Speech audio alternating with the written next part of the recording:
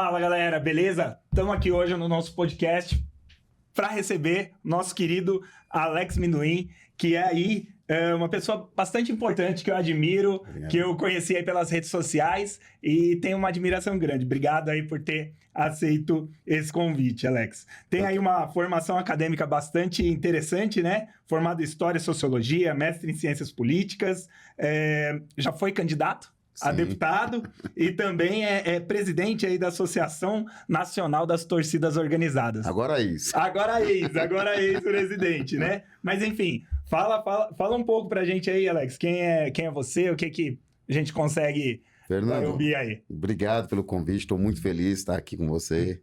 Estar aqui também com o Guilherme, estar nos bastidores aqui também, né? E, poxa, falar de mim é um pouquinho tranquilo e não tranquilo, né? Eu nasci no extremo sul da Zona Sul de São Paulo, né? Lá depois da ponte, que o Racionais sempre fala, né? Que a ponte é diferente, que o mundo é diferente. Da ponte pra cá. Né? Tive a felicidade, com 14 anos, ir para a Zona Leste de São Paulo, né? Um bairro um pouco mais estruturado, né? E nessa idade também conhecer o mundão das torcidas organizadas, no qual eu sou muito grato pelas pessoas que eu conheci e que conheço e pelos direcionamentos que eu tive dentro da torcida organizada. Então, eu sempre digo em todas as oportunidades que eu tenho que talvez se não fosse a torcida organizada, não é demérito, mas talvez eu viveria nesse mesmo mundo lá do Jardim Veracruz, depois do Capão Redondo, saindo cedinho para trabalhar, vindo até no máximo Santo Amaro e depois voltar para casa. Porque quem nasce, né, nesses extremos, de fato, demora muito tempo para vir para uma região central. Muitas das vezes 2 a 3 anos, e não estou exagerando, para vir para o centro, para circular por uma Xavier Toledo, por um viaduto do Chá. Então, São Paulo tem essa dicotomia, né? E essas distâncias, né, das pessoas e de diferentes lugares que, na verdade, fazem plantam o seu próprio mundo, no seu próprio bairro, na sua própria região. Então, São Paulo é gigante por natureza, porém exclui também, né, com a mesma facilidade dessa sua grandeza, né? Bem, já entrando aqui no nosso bate-papo, eu acho bem interessante você trazer Vera Cruz. Jardim Veracruz. Jardim Veracruz. Onde de dia falta água e de noite falta luz. Ótimo. Eu sou da cidade de Mauá, no ABC Paulista, né? E às vezes é mais rápido chegar aqui no centro da cidade de Mauá, Sim, do que do Jardim Veracruz, que é lá no extremo sul. Você pontuou essa questão social, que quem é do Veracruz, no máximo chega a Santo Amaro, inclusive para trabalhar, para vender sua força de trabalho e tal. E muitas vezes o pessoal do centro, né, da capital, do centro da metrópole, não tem essa noção. Acho que é importante isso que você trouxe, porque é isso. Acredito que do Veracruz até Santo Amaro deve ser o quê? 1h e 15? Dá 1h40. Olha, do Veracruz até Santo Amaro, 1h40. Isso.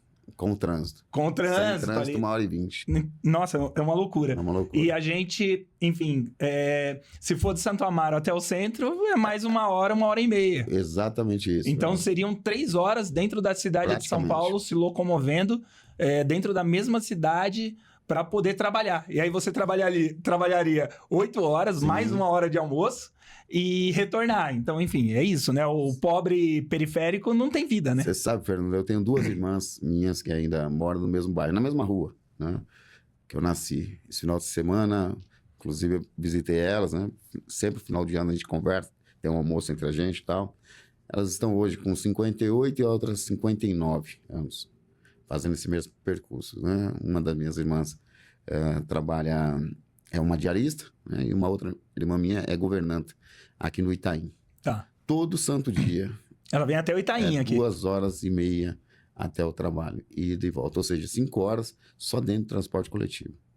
E uma férias por ano, né, de 2 semanas, que aí é quando as famílias viajam, no caso. E aí as famílias tiram férias, aí elas podem... Sim, exatamente. Então são realidades, né, que estão postas e que estão nos extremos da nossa cidade. Né? Uma coisa é o extremo sul da Zona Sul, outra coisa é o extremo sul da Zona Leste, da Zona Norte, que é a região mais próxima do centro, ou o extremo da Zona Oeste. Né? A dificuldade para chegar ao centro de São Paulo, que é o epicentro cultural, o epicentro das informações, a massa periférica ela é extremamente péssima. Tá. Bem importante, eu acho, trazer isso pra gente, né? Eu sou lá eu costumo dizer que eu moro numa cidade periférica e eu moro na periferia dessa cidade periférica, né? Eu moro em Mauá, na divisa com Ribeirão Pires, lá na nascente do Tamanduateí. Para mim é um orgulho, né, morar ali na nascente do Tamanduateí, ao lado da Gruta de Santa Luzia. Mas é importante a gente entender, né, essa locomoção dentro da cidade de São Paulo, dentro das cidades, né? Você falou do Guilherme, que está aqui presente. Um abraço, Guilherme, aí, obrigado sempre pela ajuda. Ele é de uma cidade chamada Estiva, em Minas Gerais. E ele gasta 3 horas para chegar até Estiva. E você falou de 3 horas para a gente chegar no extremo sul de São Paulo, né? Olha só a diferença, né? Enfim, eu acho que é importante a gente atentar e entender como a política pública, que é a nossa intenção de estar aqui para falar, né, sobre política pública, pode influenciar, né? Quando o governo Haddad fez esse processo dos corredores de ônibus, junto com o governo Marta também, enfim. Mas quando implementaram esses corredores, você sentiu uma melhora nesse processo da Zona Sul para o centro? Veja, Fernando, nós somos uma cidade composta aí hoje, 14 milhões de habitantes fixo, né?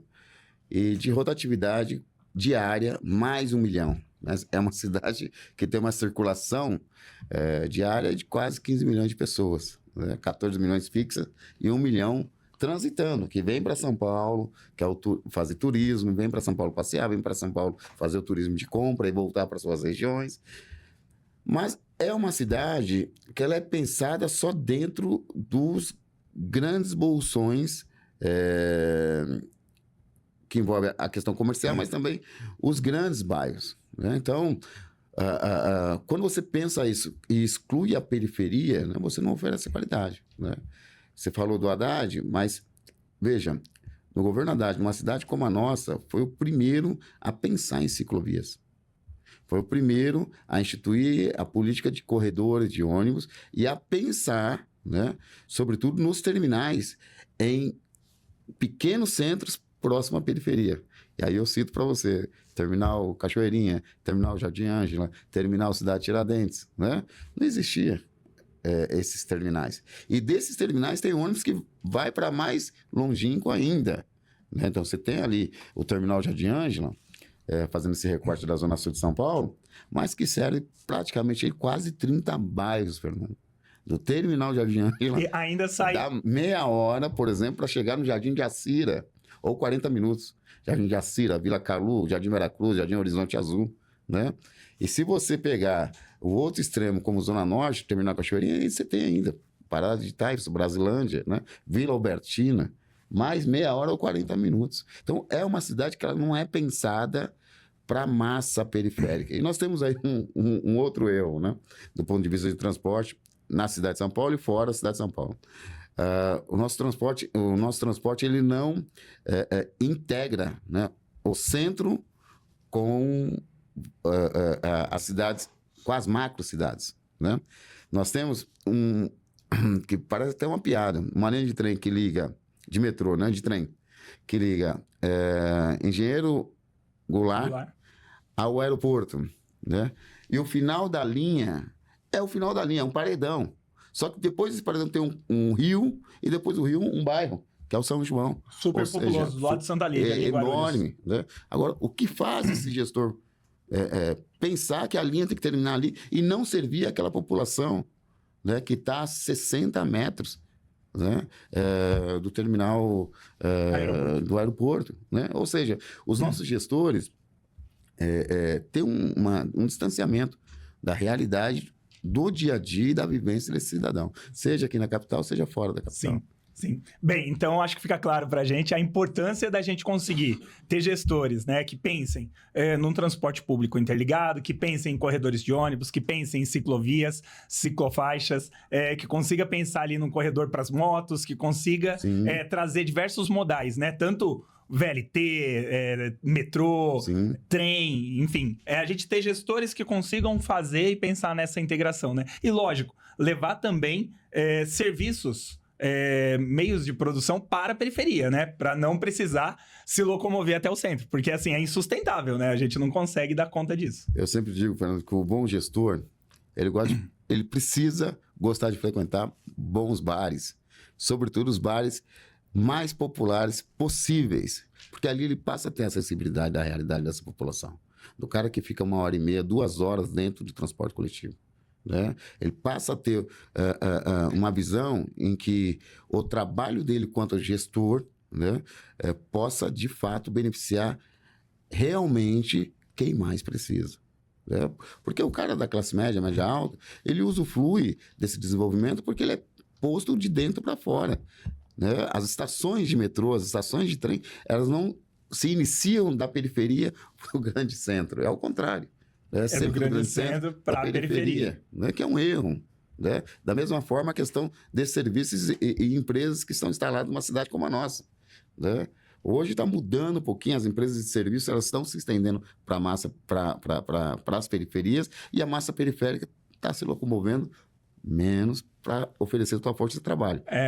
Mas ainda está bem longe, tá né? Longe, do mínimo necessário, sim, né? Está bem longe, está bem longe. Sim. A gente tem ali na Zona Leste, né? Agora, depois, assim, eu conheço ali a cidade de Tiradentes há, no mínimo, aí 20 anos. Uhum.